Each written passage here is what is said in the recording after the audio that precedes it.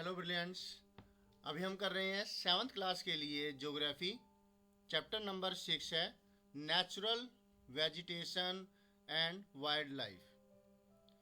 हमने 2 वीडियोज़ में इसका एक बड़ा पार्ट चैप्टर का कर लिया था, जिसमें हमने देखा था कि सालिमा विजिट करने के लिए जाती है मनाली, हिमाचल प्रदेश, जहाँ पर उसे इस बात का पता लगता है कि जैसे जैसे क्लाइमेट चेंज होता है, एनवायरनमेंट चेंज होता है, वैसे वैसे जो वहाँ पर वेजिटेशन मिलता है वो भी बदलता रहता है। जब वो ये बात अपने फादर के साथ शेयर करती है तो उसके फादर बताते हैं कि जो वर्ल्ड के अलग अलग हिस्से में घूम चुके थे, वो बताते हैं कि अलग अलग वेजिटेशन और जो दूसरे संसार के हिस्से है वहाँ पर कैसा कैसा वेजिटेशन मिलता है, कैसे पौधे मिलते हैं। तो उसने इस बात का आइडिया लगा लिया कि जो पूरे वर्ल्ड में मिलते हैं लगभग वही सभी वेजिटेशन हमारे जो हिमालय पर्वत, जो हिमालयन माउंटेन है, वहाँ पर ये सब मिल जाते हैं। तो तलहटी के अंदर तो साल और टीक के पेड़ है, और जैसे जैसे ऊपर बढ़ते हैं हिमालय पर्वत की तरफ, ऊंचाई की तरफ, वहाँ पर पेड़ आते हैं, वो है कोनीफेरस ट्रीज। कोनीफेरस ट्रीज जिसकी कनोपी ट्रैंगुलर शेप की होती है और जिसके पत्ते पतले पतले से होते हैं, नुकीले आगे से। फिर हमने देखा था कि नेचुरल वेजिटेशन 3 टाइप के होते हैं, जिसमें फॉरेस्ट, ग्रासलैंड्स और श्रब्स थे।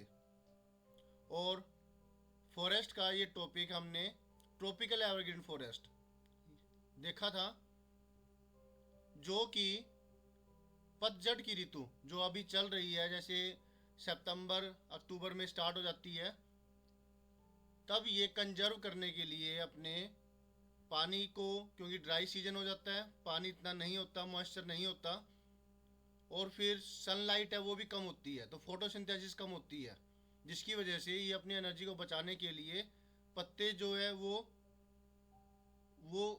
गिर जाते हैं, गिरा देते हैं पत्तों को। लेकिन ट्रॉपिकल एवरग्रीन फॉरेस्ट में अच्छी सी बारिश होती है, जिसकी वजह से यहाँ पर सारे के सारे पेड़ एक ही टाइम पर ऐसा नहीं करते, बारी बारी से करने की वजह से पूरा फॉरेस्ट हर साल पूरा साल ग्रीन नज़र आता है। हमने देखा है ट्रॉपिकल डेसिडुअस फॉरेस्ट, जो कि भारत के एक बड़े हिस्से में पाया जाता है, ऑस्ट्रेलिया, सेंट्रल अमेरिका, यहाँ पर। और कैसे यहाँ पर ट्रीज होते हैं, वो कैसे जानवर होते हैं, वो हमने पढ़ा था। आप पहले जो वीडियो है उसको अच्छे से समझिए, देखिए, ठीक है। और अब हम जो करने जा रहे हैं वो है temperate deciduous forests. As we go towards higher latitudes, there are more temperate deciduous forests. These are found in the northeastern part of USA, China, New Zealand, Chile, and also found in the coastal region of Western Europe. जैसे जैसे हम higher latitudes की तरफ जाते हैं, latitudes मतलब equator से ऊपर की तरफ, ट्रॉपिक ऑफ कैप्रिकॉन या ट्रॉपिक ऑफ कैंसर की तरफ, पोलर रीजन की तरफ, तो जो इक्वेटर है वो 0 डिग्री लैटिट्यूड होता है, और फिर आगे 30 डिग्री, 40 डिग्री, 45 डिग्री, 50, 60, 70, तो ये हायर लैटिट्यूड्स है। वैसे तो जैसे जब हम हायर लैटिट्यूड्स की तरफ जाते हैं तो यहाँ पर कैसे पेड़ मिलेंगे? टेम्परेट डेसिडुअस फॉरेस्ट ये पाए जाते हैं नॉर्थ ईस्ट यूएसए के नॉर्थ ईस्ट पार्ट के अंदर, चाइना में, न्यूजीलैंड में, चिले जो एक देश है, और ये पाया जाता है वेस्टर्न यूरोप के कोस्टल रीजन के अंदर। कोस्टल रीजन मतलब जो समुद्री इलाका है, जो जहाँ पे ओशियन है, ओशियन के किनारों पर जो कोस्टल रीजन है उस हिस्से पर ये जंगल पाए जाते हैं, समुद्री तटों पर। They shed their leaves in the dry season. The common trees are oak, ash, beech, etc. Deer, foxes, wolves are the animals commonly found. Birds like pigeons, monals are also found here. तो यहाँ पर आपको मिला है कि dry season के बारे में बताया गया है और कैसे यहाँ पर पेड़ मिलते हैं और कैसे यहाँ पर जानवर बर्ड्स हैं उनके नाम कुछ के दे रखे हैं। तो ये ड्राई सीजन आने पर अपने पत्ते गिरा देते हैं पानी को कंजर्व करने के लिए, एनर्जी को बचाने के लिए। जो कॉमन ट्रीज यहाँ पर मिलते हैं वो है ओक, एस, बीच। और जो जानवर यहाँ पर मिलते हैं वो है डियर, फॉक्सेस, वुल्व्स यानी कि जो ये हिरन होती है और लोमड़ी और भेड़िए, ये एनिमल्स मिलते हैं। और बर्ड्स के अंदर जैसे फिजेंट्स है और मोनल्स है, ये पिक्चर भी दिखा रखी है, मोनल्स ये है, फिजेंट्स ये है, ये मिलते हैं। इसकी जो प्रोनाउंसिएशन है वो फेजेंट है, तीतर। ओके, तो ये हमने टेम्परेट डेसिडुअस फॉरेस्ट का ब्रीफ डिस्क्रिप्शन देखा। पेड़, ओक, एस। तो ये क्वेश्चंस इसके ऊपर डिफरेंट बनते हैं, वो बनाते हैं। चलिए, तो ये 3 क्वेश्चन इस तरीके से बन गए। एक क्वेश्चन के अंदर है कि वो कहाँ पर पाए जाते हैं, दूसरे में वो कब अपने पत्ते गिरा देते हैं, और जो तीसरे क्वेश्चन जो बना है वो है कि कौन कौन से प्लांट्स और एनिमल्स इसमें पाए जाते हैं। ठीक है, अब आगे Mediterranean vegetation. You have learned that most of the east and northeast margins of the continents are covered by temperate evergreen and deciduous trees. The west and southwest margins of the continent are different. They have Mediterranean vegetation.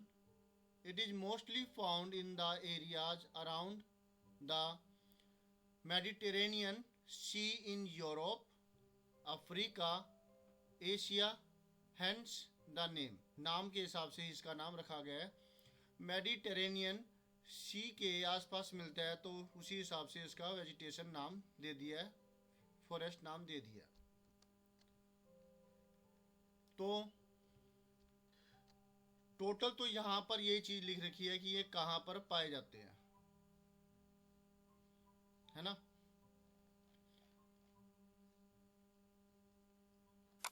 तो इतना question इसके लिए यही हो जाएगा कि location कहाँ ये मिलते हैं वो। तो जो ज़्यादातर एक जो बड़ा हिस्सा है कंटिनेंट के अंदर, ईस्ट और नॉर्थ ईस्ट पार्ट है किसी भी कंटिनेंट के अंदर, वो हिस्सा टेम्परेट एवरग्रीन और डेसिडुअस ट्रीज से भरा हुआ है। लेकिन जो वेस्ट पश्चिमी इलाका है और जो साउथ दक्षिणी इलाका है, दक्षिणी पश्चिमी, ये दो जो डायरेक्शन है यहाँ पर इस तरफ इतने हिस्से के अंदर कंटिनेंट के, ये थोड़े से डिफरेंट है। यहाँ पर जो वेजिटेशन मिलता है, जो पेड़ पौधे मिलते हैं, वो होते हैं मेडिटेरेनियन। ये मुख्य तौर पर मिलता है हमें जो यूरोप के अंदर मेडिटेरेनियन सी है उसके अराउंड, उसके चारों तरफ, अफ्रीका में, एशिया में, इसीलिए इसका नाम मेडिटेरेनियन वेजिटेशन रखा गया है, फॉरेस्ट रखा गया है।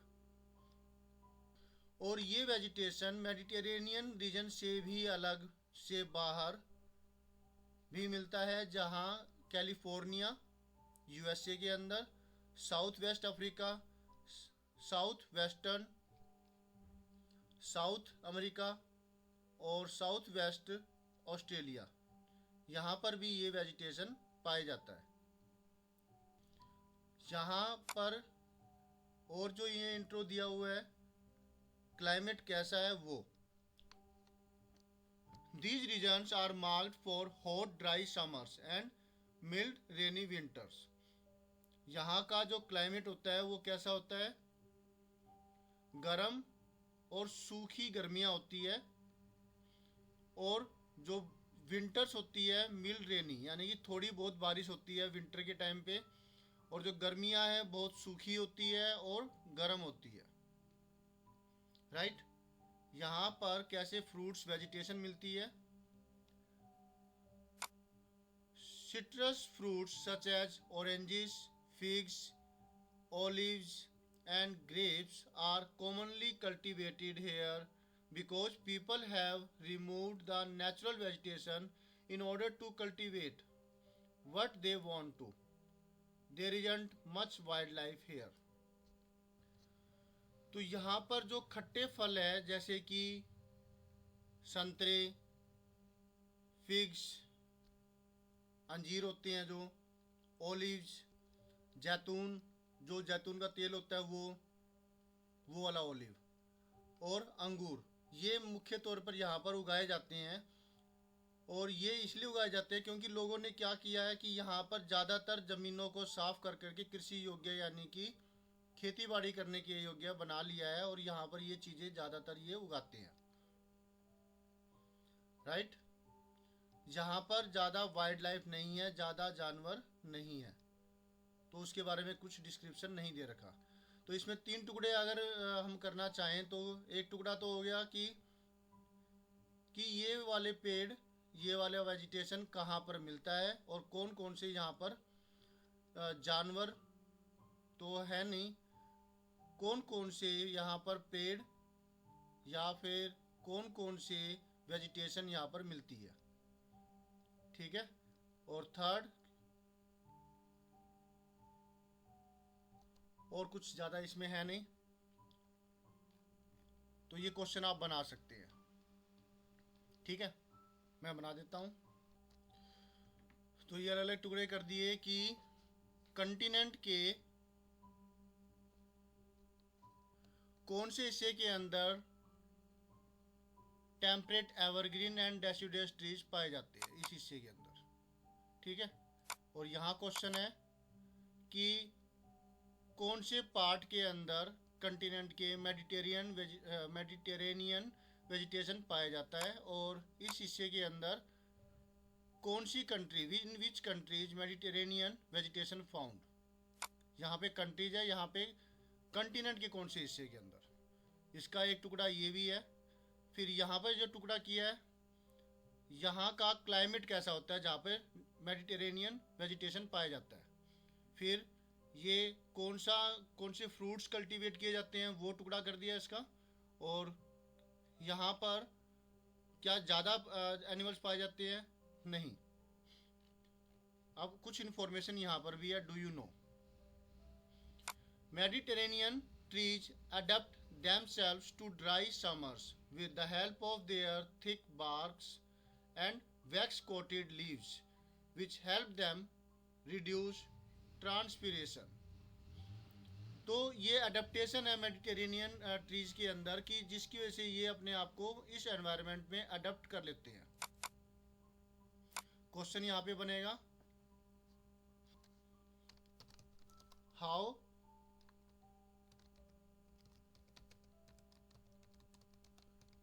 Mediterranean trees adapt themselves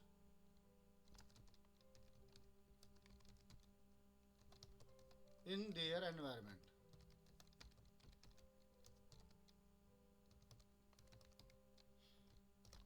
तो ये अपने आप को अडेप्ट करते हैं जो वहाँ पर सूखी गर्मियाँ होती है उनके हिसाब से।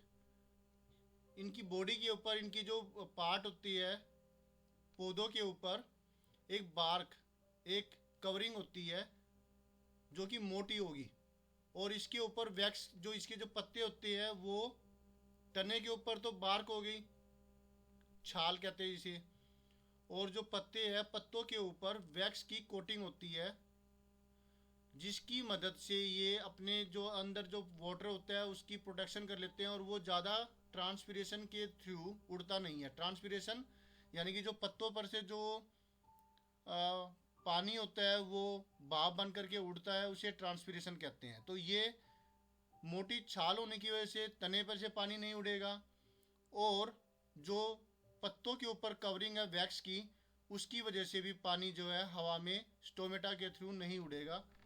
तो इस तरीके से अपने आप को ये अडॉप्ट कर लेते हैं, right. Mediterranean regions are known as orchards of the world for their fruits cultivation. ये orchards वर्ल्ड का orchard कहलाता है। कौन? मेडिटेरेनियन रीजन्स, क्योंकि यहाँ पर बाग, orchard मतलब पूरे वर्ल्ड का बगीचा कहलाता है, मेडिटेरेनियन रीजन्स है। क्यों? क्योंकि यहाँ पर बहुत ज़्यादा फ्रूट्स कल्टीवेट किए जाते हैं इस रीजन के अंदर। तो जैसे बहुत बड़ा बाग हो,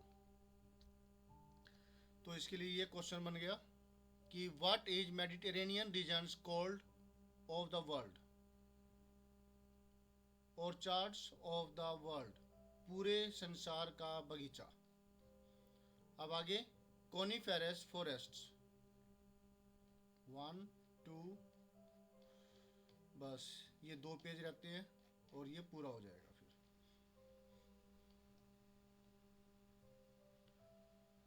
इन द हायर लैटिट्यूड्स 50 डिग्री, यहाँ पर भी कुछ है, चलिए देखते हैं। Look around in your surroundings and find out the articles made of hardwood and softwood. Find out and learn few names of trees of your locality. ये तो एक्टिविटी है। तो जो सॉफ्टवुड है, सॉफ्टवुड से कोई दरवाजे खिड़कियाँ ये बनती होगी, और हार्डवुड से जैसे कि बोट है, कंस्ट्रक्शन मटेरियल है, ये चीज़ें बनती होगी। फर्नीचर है, जो मजबूती वाला काम है, जो मजबूती वाली जो लकड़ी जरूरत होती है जहाँ पर, वहाँ पर हार्डवुड, और जहाँ पे सॉफ्ट से काम चलता हो वहाँ पे सॉफ्टवुड। क्लियर है? और ये Tyga means pure and untouched in Russian language. Russian language में टाइगा का मतलब क्या होता है? अनटच्ड, जिसको टच ना किया गया हो, यानी कि ऐसे कोई जंगल जहाँ पर अब तक पहुँचे ना हो। ऐसे कई जगह भी है जहाँ पर बहुत ज़्यादा घने जंगल है, और वहाँ पे जंगली जानवर और जो सांप वगैरह है, डर बना रहता है। तो वहाँ पे अब तक नहीं पहुँचे गए होंगे और नहीं जाते भी होंगे। खतरनाक काम हो गया ना।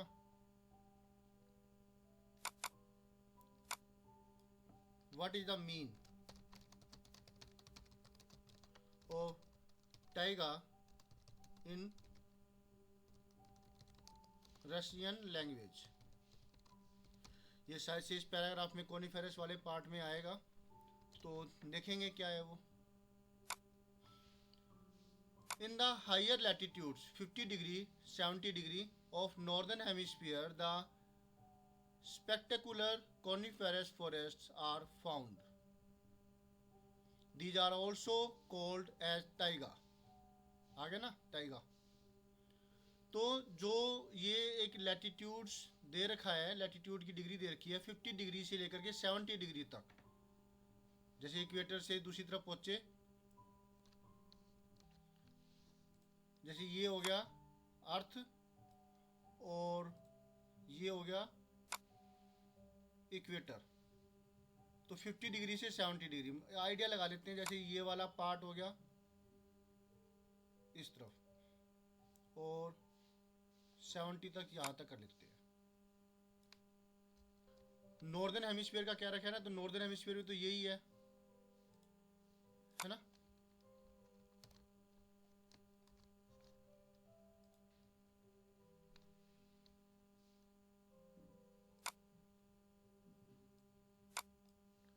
नॉर्दर्न हेमिस्फीयर पर तो जो ये वाला हिस्सा है, यहाँ पर ये पाए जाते हैं कोनिफेरस फॉरेस्ट्स, इस हिस्से में। In higher latitudes 50 degree 50 degree से लेकर 70 डिग्री तक जो लैटिट्यूड्स है नॉर्दर्न हेमिस्फीयर के अंदर, यहाँ पर देखने लायक कोनिफेरस फॉरेस्ट पाए जाते हैं। इन्हें टाइगा भी कहा जाता है। टाइगा का मतलब रशियन लैंग्वेज के अंदर होता है अनटच्ड, यानी जिसको अब तक टच ना किया हो, जहाँ पर अब तक पहुँचे ना हो। These forests are also seen in higher altitudes. Higher altitudes पर भी इसे देखे जाते हैं। हायर एल्टीट्यूड मतलब ऊंचाई वाली जगहों पर, माउंटेन्स पर। जैसे हिमालयन पर्वत है वहाँ पर। These are the trees which Salima found in the Himalayas in the abundance. They are tall, softwood evergreen trees. ये कैसे होते हैं? लंबे पेड़ होते हैं, सॉफ्टवुड होती है इनकी, और ये एवरग्रीन फॉरेस्ट में की कैटेगरी में आते हैं, right. These woods are very useful for making pulp, which is used for manufacturing paper and newsprint. Match boxes and packing boxes are also made from softwood. तो ये आगे ना आइटम के नाम कि सॉफ्टवुड से क्या क्या बनते हैं, तो ये सब चीज़ें बनती है। ओके, तो पहले बार इतने के टुकड़े कर देते हैं।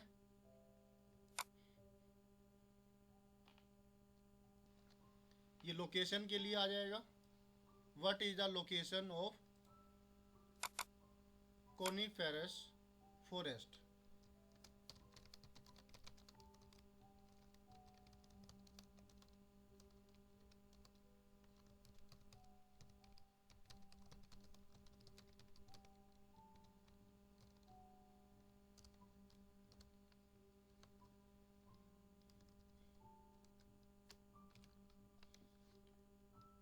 Next,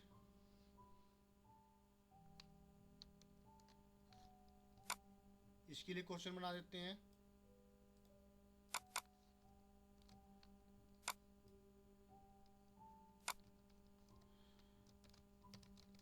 What are coniferous forests called?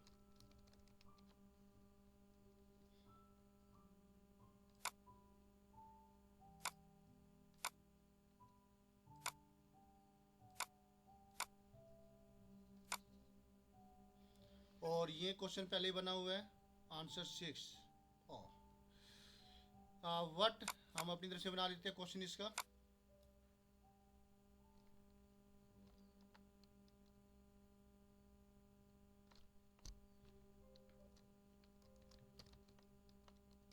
What are made with the softwood?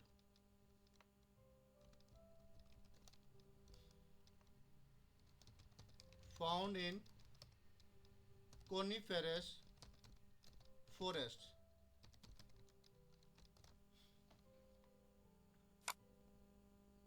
तो इनके नाम आ गए ये कि इससे हम क्या क्या बना सकते हैं। पल्प बनाने में के काम आती है ये पल्प, यानी कि जो आप पेपर इस्तेमाल करते हैं वो ये लुगदी बना करके, इसकी लुगदी बनाई जाती है और उस लुगदी से फिर पेपर और न्यूज़ प्रिंट के लिए जो पेपर होता है उसका वो बनाया जाता है। और जो आप नोटबुक में इस्तेमाल करते हैं ये पेपर उसी से या सॉफ्टवुड से ही बनते हैं। इसके अलावा इससे मैच बॉक्सेस, जो माचिस की डिबिया है वो, और तिलिया वगैरह भी बनती होगी फिर इससे, जो उसके अंदर पाई जाती है, जो उसमें होती है मैच स्टिक की, जो मेन काम होता है। पैकिंग बॉक्सेस बनाने के लिए भी इसका इस्तेमाल किया जाता है। अब पेड़ कौन कौन से हैं वो जो यहाँ पर मिलते हैं? Chir, pine, cedar are the important variety of trees in these forest. और कौन से जानवर मिलते हैं? Silver fox, mink, polar bear are the common animals found here.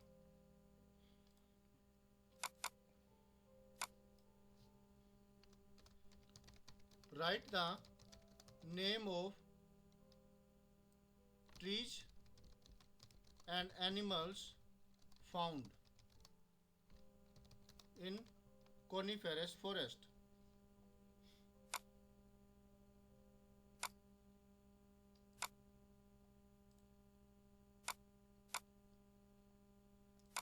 तो वो जो जानवर यहाँ मिलते हैं वो है silver fox, mink, polar bear ये। और जो पेड़ यहाँ पर पाए जाते हैं चीर, पाइन और केदार के। अब एक बार इनकी जो पेड़ कैसे नज़र आते हैं वो देखते हैं। ये चीर वेजिटेशन है, चीर के पेड़ है ऐसे। ओके, देखा। ये पाइन ट्रीज है, ऐसे नज़र आ रहे हैं। ये सिल्वर फॉक्स है जो कि जिसके बारे में नाम लिखा हुआ है, पोलर रीजन के अंदर 50 टू 70 डिग्री लैटिट्यूड्स के अंदर जो पाए जाते हैं कोनीफेरस ट्रीज, जहाँ पे पाए जाते हैं वहाँ पर ये फोक्स मिलती है। ये मिंक है जिसका नाम उसमें था बुक के अंदर। पोलर बियर के बारे में तो सब जानते ही है, ये पोलर बियर है, पोलर रीजन में पाया जाता है।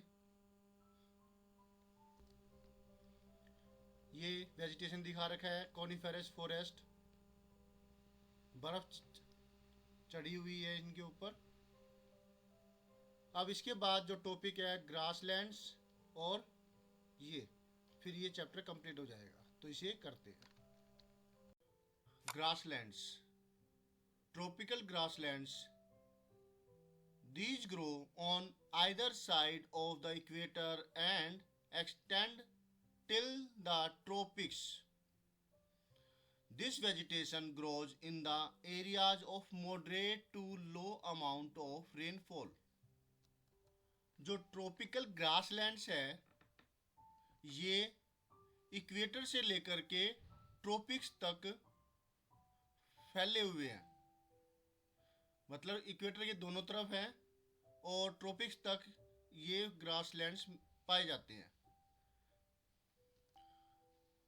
और जो ये वाला जो वेजिटेशन है ये उस एरिया में ग्रो करता है जहाँ पर बारिश मॉडरेट से लेकर के कम तक होती है, तो ऐसी जगह पर ग्रासलैंड्स पाए जाते हैं। बिल्कुल जो मतलब जो कम बारिश से लेकर के मॉडरेट तक, ठीक ठीक बारिश तक, जहाँ पे बारिश होती है। बहुत ज़्यादा जहाँ पे बारिश होती है वहाँ पे तो फिर एवरग्रीन फॉरेस्ट है वो मिलेंगे, और ऐसे वाले के अंदर ग्रासलैंड्स मिलते हैं।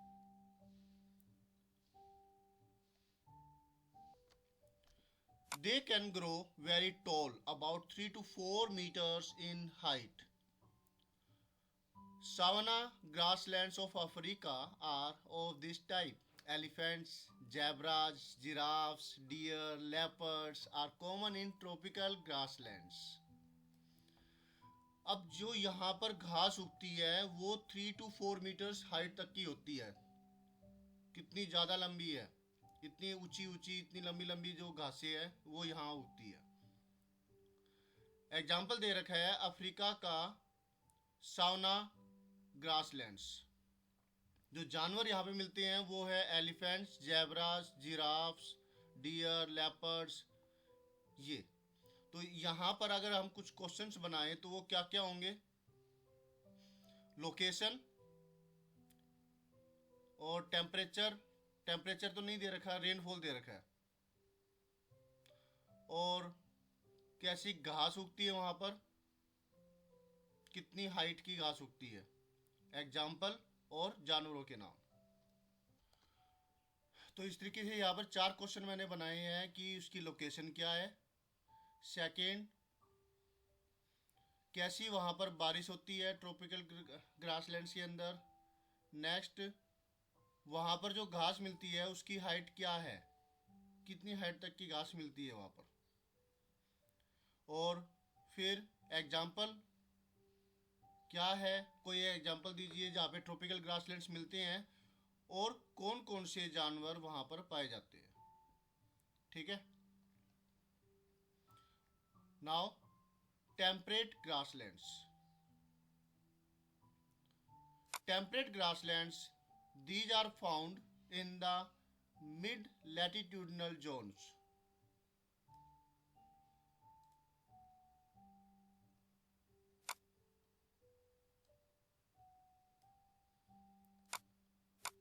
And in the interior part of the continents. Usually grass here is short and nutritious. Wild buffaloes, bisons, antelopes are common in temperate zone. तो यहाँ क्या क्वेश्चन बन सकता है?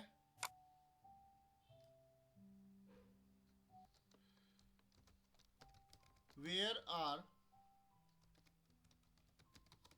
temperate grasslands found? एक तो ये हो गया। अब what type of grass is found here? जो इसमें बता रखी है कि छोटी और न्यूट्रिशियस घास, तो ये टुकड़ों में बांट रखा है, इसको मतलब समझ में आना चाहिए कि इसमें क्या क्या चीज़ें हैं, तो लर्न करने में भी आसानी होती है। और name the animals found here. अब ये सारा जो है ना अच्छे दिमाग में बैठ जाएगा। तो कहाँ मिलता है ये? मिड लैटिट्यूडनल जोन्स के अंदर, जो बीच का जो लैटिट्यूड्स होते हैं, टोरेट जोन के आसपास का इलाका जो इक्वेटर की तरफ ही है, वहाँ पर जहाँ पर ना तो ज़्यादा गर्मी होती है ना ज़्यादा ठंड होती है, ऐसे वाले इलाकों के अंदर ये टेम्परेट ग्रासलैंड्स पाए जाते हैं।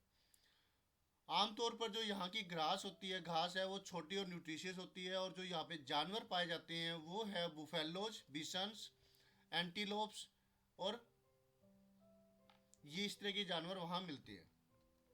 अब इन जानवरों को देखते हैं कि ये कैसे नजर आते हैं। बुफेलोज तो आपको पता ही है, भैंसे ऐसे बड़े खतरनाक होते हैं, ये भी नजर आ रहे हैं खतरनाक भी। मान लिया कि अगर कभी कोई शेर वगैरह शिकार करेंगे ना, तो वो कभी भी एक जो हेल्दी बुफेलो है उसके उसको उसको अटैक करता ही नहीं है। वो उठा के पटकनी मार दें तो शेर की भी हड्डियों की कचूमर सा बन जाए। तो ये वाले बुफेलोज वहाँ मिलते हैं।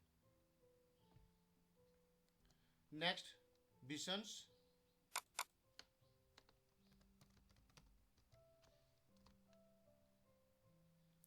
ये ऐसे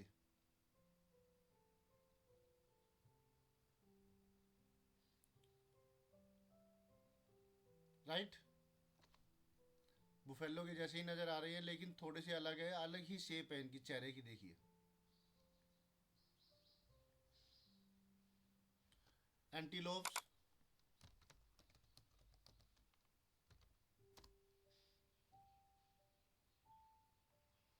हिरन लाइक्स नजर आते हैं। ये वाले जानवर ये सारे हार्बीवोर्स ही है। अब आगे, thorny bushes. Thorny bushes, these are found in the dry desert like regions. Tropical deserts are located in the western margins of the continents. अच्छा, वो वाला कैसे है? कंटिनेंट के अंदरूनी हिस्सों में पाए जाते हैं। और ये थॉर्नी बुशेस का लोकेशन दे रखी है। आगे, the vegetation cover is scarce and here because of scanty rain and scorching heat।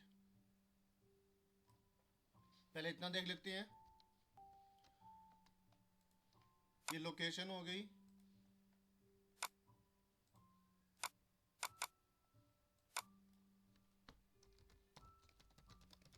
What is the location of thorny bushes? ये पाए जाते हैं ड्राई डेजर्ट एरिया के अंदर, जहाँ पर बारिश कम होती है और सूखा होता है, रेगिस्तानी इलाका। जो ट्रॉपिकल डेजर्ट्स है ये मिलते हैं कंटिनेंट्स के पश्चिमी भाग में, पश्चिमी मार्जिन पे, बाउंड्री पर। यहाँ का जो वेजिटेशन है वो स्कार्स यानी कि कम होता है, क्योंकि बारिश बहुत कम होती है, वर्षा रेन बहुत कम होती है, और हीट बहुत ज़्यादा होती है। स्कॉर्चिंग यानी कि बिल्कुल तपा देने वाली, जला देने वाली, वैसी हीट होती है। Next, identify the desert region in the world map given. Can you name the great desert of India? Name some of the common animals of the desert which have learnt earlier। ये world के कुछ desserts है, जैसे यहाँ पर Africa के अंदर Nubian, डेनेक डेनेकिल कैसे नाम है, अरेबियन, थार डेजर्ट इंडिया का, है ना। तो ये कुछ हो कोल्ड डेजर्ट है, कुछ हॉट डेजर्ट है। जहाँ पे बहुत ज़्यादा गर्मी पड़ती है वो हॉट डेजर्ट, और जहाँ पे कोल्ड जो ठंड होती है वहाँ कोल्ड डेजर्ट, राइट। तो इस तरीके से आप उसको देख सकते हैं। कुछ क्वेश्चन नहीं है आपके लिए कि आप उसे लर्न करें, और एज एन नॉलेज आप उसको लर्न कर सकते हैं। और जो इंडिया का अभी आपसे पूछ रखा है आपसे कि भी जो इंडिया का डेजर्ट, ग्रेट डेजर्ट, उसका नाम बताइए। तो अभी हमने देखा भी था वो थार डेजर्ट है। अब कुछ ऐसे जानवरों के नाम बताइए जो कि डेजर्ट्स में पाए जाते हैं। सबसे पहले तो जो डेजर्ट में पाया जाता है वो है कैमल, जो कि हवाई जहाज, मतलब जो जहाज कहलाता है, हवाई जहाज तो नहीं, जहाज कहलाता है रेगिस्तान का। और जो और इसमें जानवर पाए जाते हैं उनमें स्नेक वगैरह भी होते हैं, जो कि बुर्रोज में अंदर रहते हैं, मैंग्रोव, सॉरी, जो सांप होते हैं। स्कॉर्पियन है और जो फॉक्स है, यहाँ तक कि अब इसके अंदर और भी कई तरह के जानवर पाए जाते हैं जो कि फिर उनमें स्पेशल अडेप्टेशन होती है, जो एक रेगिस्तानी इलाके में आसानी से सरवाइव कर पाए, right. If you reach the polar region, you will find the place extremely cold.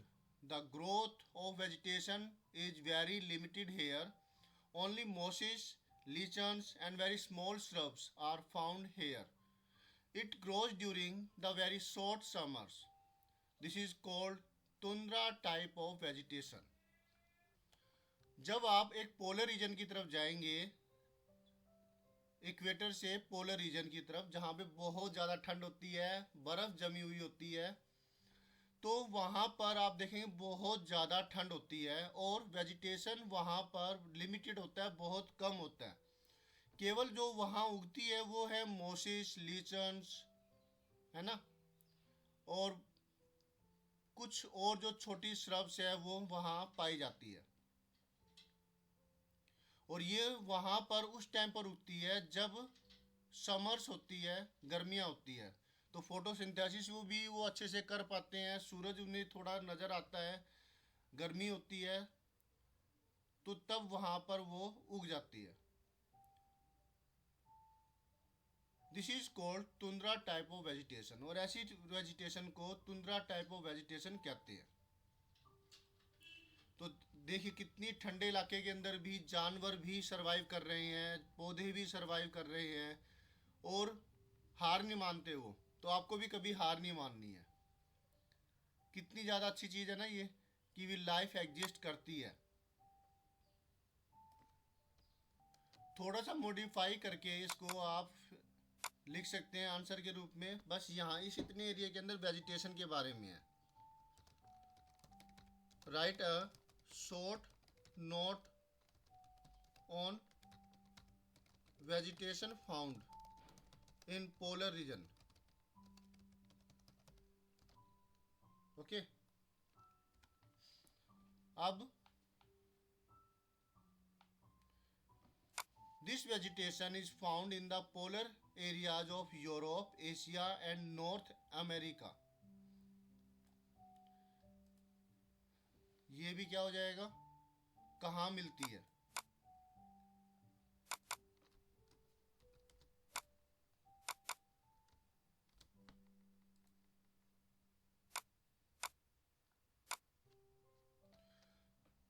जो यूरोप कंटिनेंट है, एशिया है और नॉर्थ अमेरिका कंटिनेंट है, उसका पोलर रीजन के पोलर एरिया के अंदर ये वेजिटेशन पाया जाता है, राइट। पोलर रीजन यहाँ पर, ये वाला जो रीजन है ये पोलर रीजन हो गया, है ना। नीचे इसी तरह से यहाँ पर साउथ पोल है, ये फ्रिजिड जोन। अब एनिमल्स के बारे में कुछ बता रखा है। The animals have thick fur and thick skin to protect themselves from the cold climatic conditions. Seal, walrus, musk, oxen, arctic owl, polar bear, and snow foxes are some of the animals found here.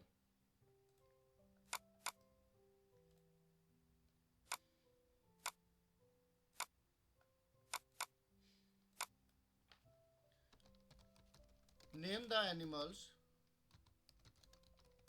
found in polar region. What make them to survive in this cold weather?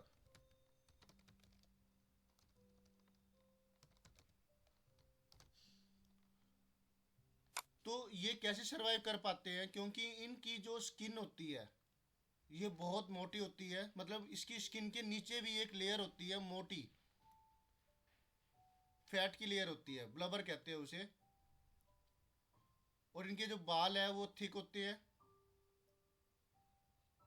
Thick skin हो गई, जिसकी वजह से ये cold climate condition से भी अपने आप को बचा लेते हैं और सरवाइव कर जाते हैं। बल्कि जो पोलर बियर है उसको इस स्किन की वजह से और इसकी जो ये फर है इसकी वजह से, जो फैट है उसकी वजह से इतनी ज़्यादा कई बार गर्मी भी लगती है, तो ये पानी में जा कर के डुबकी लगा करके आते हैं। देख लो आप, और बिल्कुल फ्रीजिंग पानी होता है। अब इनको भी गर्मी लगती है। अब आगे है, यहाँ पर जो जानवर पाए जाते हैं वो कौन कौन से हैं? जैसे सील है, वोलरस वोलरसिस है, मस्क ऑक्सन है, आर्कटिक ओल है, पोलर बियर है, स्नो फॉक्सिस है, ये सब जानवर यहाँ मिलते हैं। अब इनकी पिक्चर देखते हैं वन बाय वन। वोलरस तो यहीं पे नज़र आ रहा है, पोलर बियर भी नज़र आ रहा है, और ये सील भी नज़र आ रही है। अब कौन सा रह गया? Musk oxen.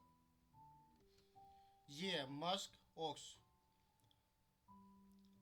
ठंड के टाइम पर ये खड़े रहते हैं, बिल्कुल जैसे चावल में गुण होता है ना, वो सरवाइव करते हैं अपने आप के अंदर।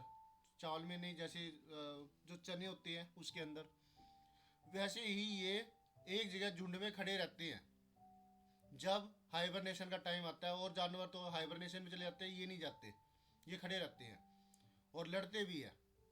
मैंने देखा है डिस्कवरी चैनल पे, आप भी देखिए डिस्कवरी चैनल के ऊपर, आपको काफ़ी कुछ सीखने को मिलेगा।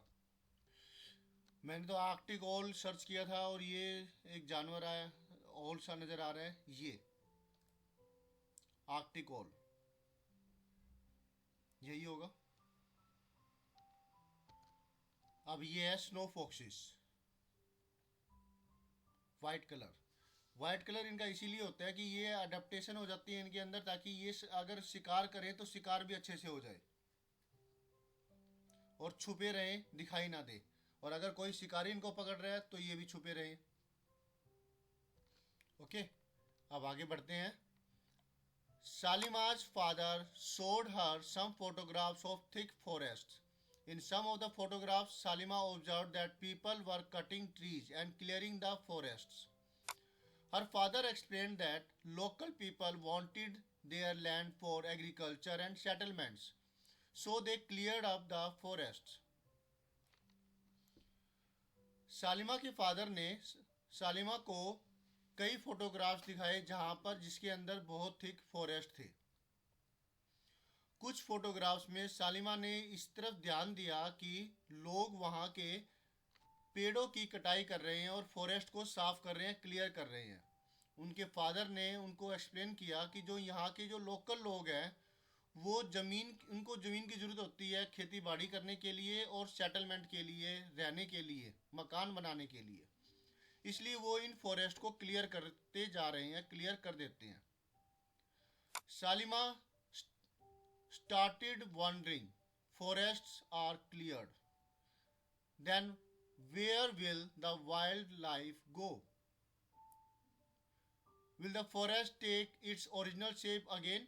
If people go on cutting the trees like these, will there be enough oxygen, water vapor, timbers, fruits, nuts available in nature in future? शालिमान अब इस तरफ हैरान हो जाती है ये बात सुन करके कि फॉरेस्ट क्लियर किए जा रहे हैं, और फिर वाइल्ड लाइफ का क्या होगा कि अगर ये ऐसे ही क्लियर करते चले गए तो क्या फॉरेस्ट अपनी ओरिजिनल शेप दोबारा से गेट कर पाएंगे, जो उसकी पहली शेप थी, जो घने जंगल मिलते थे? क्लियर करने के बाद तो बहुत टाइम लग जाता है उनको दोबारा से बनने के लिए।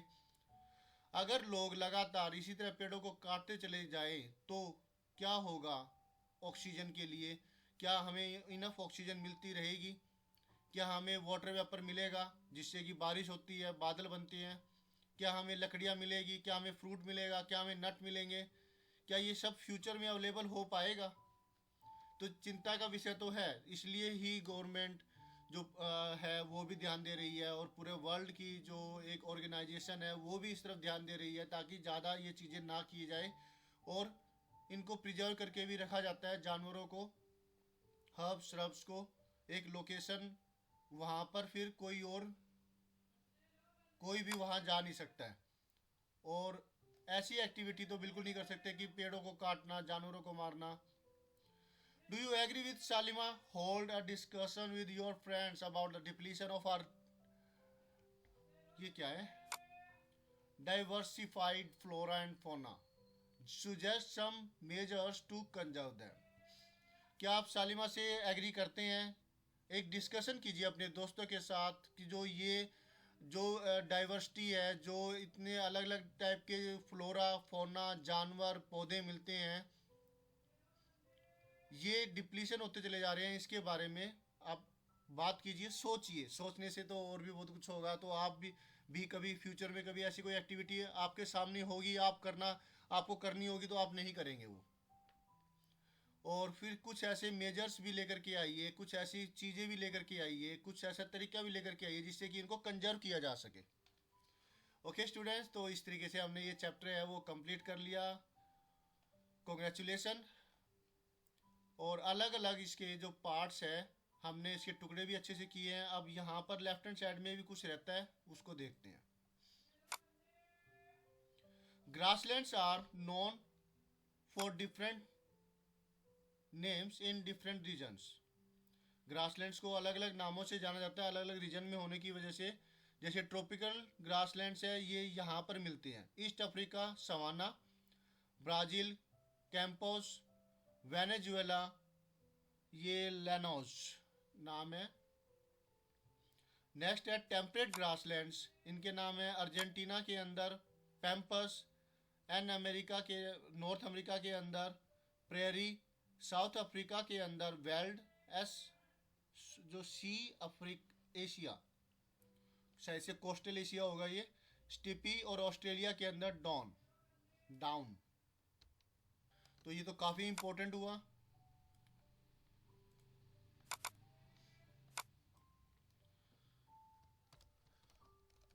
नेम द डिफरेंट grasslands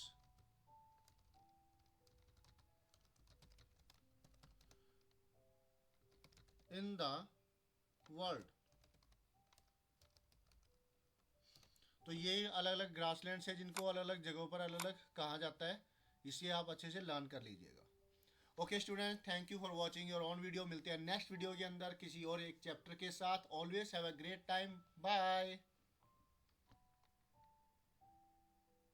और हाँ, सुनो सुनो सुनो, लाइक सब्सक्राइब शेयर कमेंट करना मत भूलिएगा। बाय।